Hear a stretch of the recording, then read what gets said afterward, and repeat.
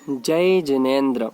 मैं रोहित जैन आप सभी का जैन धर्म भाग 1 की षष्ठम कक्षा में आपका हार्दिक स्वागत अभिनंदन वंदन करता हूं। अगर आप लोगों ने अभी तक इस चैनल के लिए सब्सक्राइब नहीं किया है तो उसको सब्सक्राइब कर दें, बेल आइकन को दबा दें, लाइक कर दें और दूसरों को भी शेयर करें जिससे वो भी धर्म का ज्ञान ले सकें।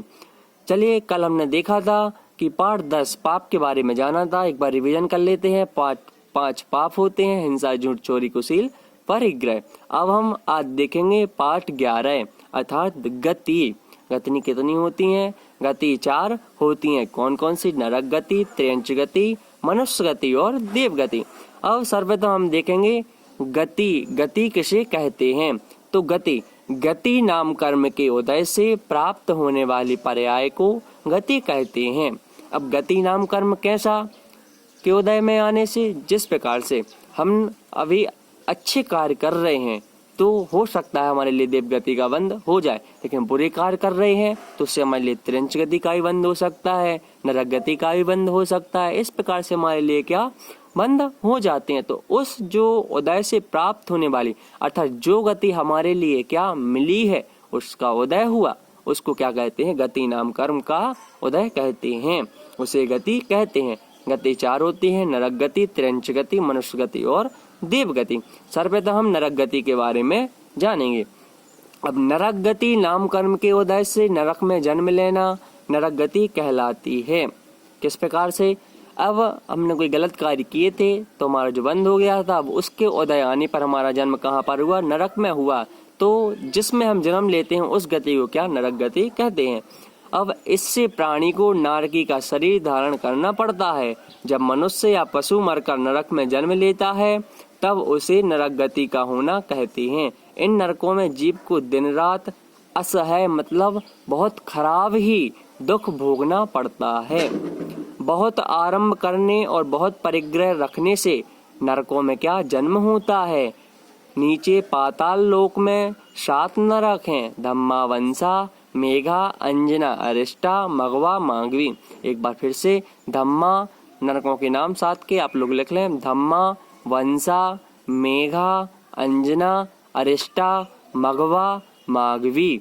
इस प्रकार 7 नरक होते हैं। और यहाँ पर बताया कि बहुत आरंभ करने और बहुत परिग्रह रखने से, बहुत लालच करने से और क्या बहुत हमारे लिए जरूरत किसकी है? केवल एक वस्तु की, और हम क्या 100 अपने पास रखे हुए हैं। तो इस प्रकार से क्या नरकों में जन्म लेना पड़ता है।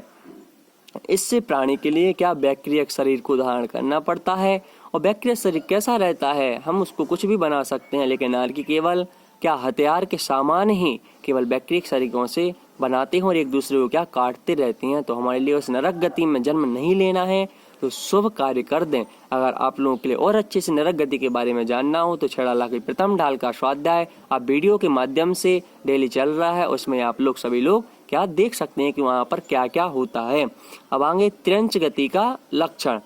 त्रिंच गति नाम कर्म के उदय से त्रिंचों में जन्म होना त्रिंच गति कहलाती है।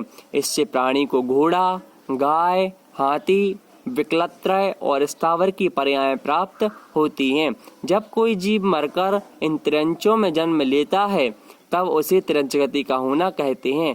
मायाचारी आदि करने से क्या त्रिंचों में जन्म होता है। क्या बताया? मायाचारी करने से। आज हमने 6ठम अध्याय में उच्चारण किया माया त्रयक योनस्य। अगर तत्वसुख की कक्षा नहीं देखी तो उसको भी देख लें। तो मायाचारी करने से क्या त्रयक अच्छा त्रिंचों में क्या हमारे लिए जन्म लेना पड़ता है। किस प्रकार से? त्रिंच गति नाम कर्म के उदय से, अर्थात उस गति का हमने बंद किया होगा तो जब उसका उदय आया तो उस गति नाम कर्म के उदय से हमने क्या त्रिंचों में जन्म लिया। क्या करने से? अब त्रिंच में क्या क्या होते हैं? हाथी, घोड़ा, बैल, विकलत्रय 2 से 4 इंद्रिय, 2, 3, 4 इंद्रिय और स्थावर पृथ्वी का, जल का, अग्नि का, वायु का, वनस्पति का। इस प्रकार से क्या जीव बनने पड़ते हैं।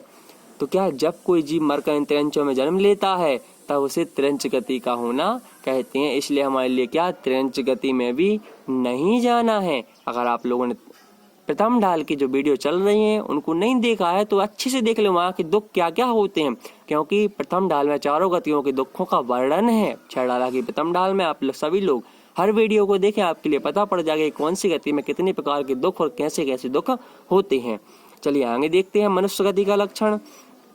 मनुष्य गति नाम कर्म के उदय से मनुष्यों में जन्म होना मनुष्य गति कहलाती है। हमने अच्छे कार्य किए थे, शुभ कार्य किए थे, इसलिए हमारा क्या मनुष्य गति का बंध हुआ, फिर उसका उदय आया तो हमने क्या मनुष्य गति में जन्म लिया। और इससे प्राणी को मनुष्य का शरीर धारण करना पड़ता है। हम सब मनुष्य हैं और जब कोई प्राणी मरकर मनुष्यों में जन्म लेता है तब उसे क्या मनुष्य गति का होना कहते हैं। जब कोई जीव अर्थात नारकी भी, तिरंच भी और देव भी कोई भी मरकर अगर जन्म लेना, अगर अच्छे कार्य किए होते उसने पिछले जन्म में, तो क्या उसके लिए क्या होता है मनुष्य गति नाम कर्म का बंध होता है।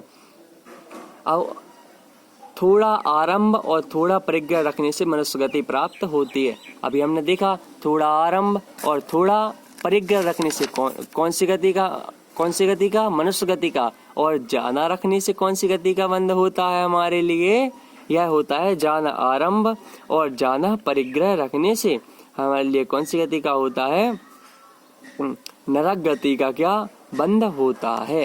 तो इसलिए हमारे लिए वह परिग्रह आरंभ नहीं रखना है और थोड़ा थोड़ा करेंगे तो क्या मनुष्य गति का हमारे लिए बंध होगा। आगे देखते हैं देवगति का लक्षण। देवगति नाम कर्म के उदय से देवगति में जन्म लेना देवगति कहलाती है।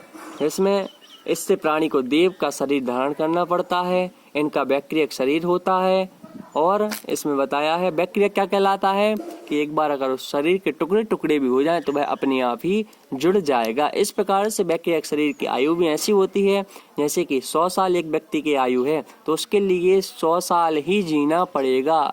1 मिनट भी ज्यादा नहीं जिएगा, ना 1 मिनट कम जिएगा। अगर उसके टुकड़े टुकड़े भी हो जाते हैं 50 साल के अंदर तो वह अपने आप जुड़ जाएगा और जिसकी आयु है उतनी ही करेगी, वह कहलाता है वैक्रियक शरीर वाले। और आगे जब मनुष्य या पशु मरकर देवों में जन्म लेता है तब उसे देवगति का होना कहते हैं।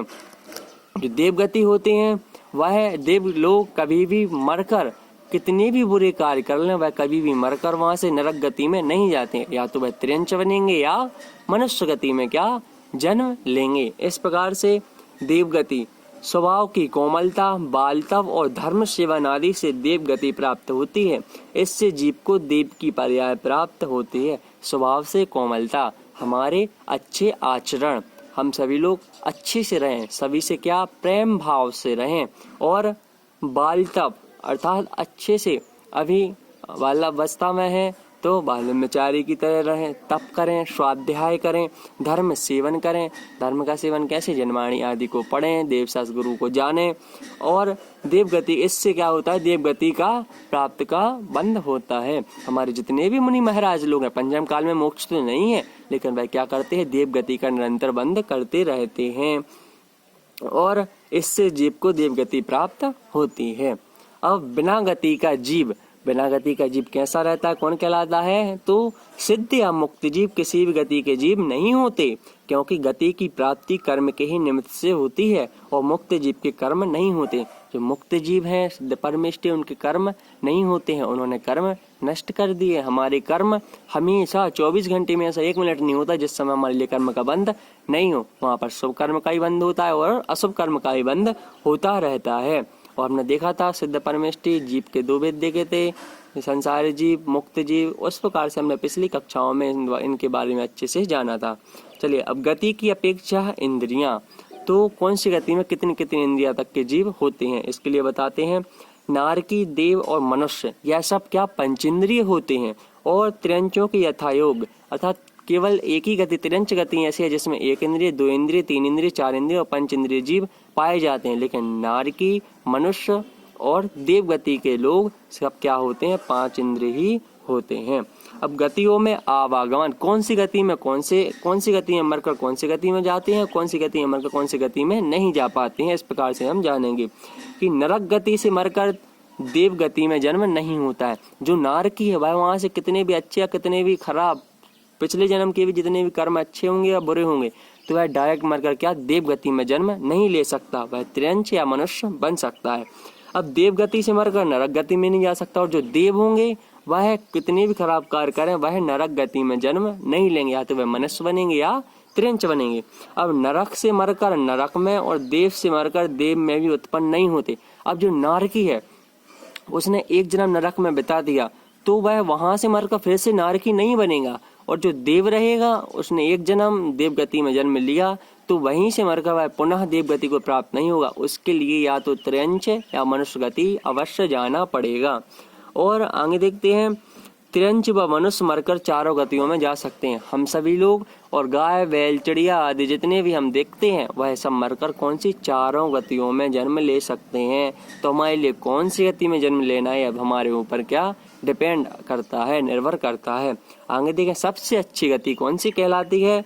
तो सबसे अच्छी गति मनुष्य गति है, क्योंकि ध्यान, महाव्रत पालन और मोक्ष मनुष्य गति से ही हो सकता है। केवल एक ही गति ऐसी है मनुष्य गति जो हमारी है, इससे क्या हमारे लिए मोक्ष प्राप्त हो सकता है। और बाकी त्र्यंच नारकी देव गति से क्या मोक्ष प्राप्त नहीं हो सकता है, केवल मनुष्य गति अच्छी है। तो इस प्रकार से हमने आज पाठ 11 में गतियों के बारे में जाना। मैं आशा करता हूँ आप सभी के लिए अच्छे से समझ में आ गया होगा। पुनः आप सभी लोग इस चैनल को सब्सक्राइब, कमेंट और जो आपकी जिज्ञासा वह कमेंट के माध्यम से पूछे, लाइक करें और बेल आइकन को दबा दें, जिससे आपके लिए सबसे पहले वीडियो प्राप्त हो सके। सभी के लिए जय जिनेंद्र।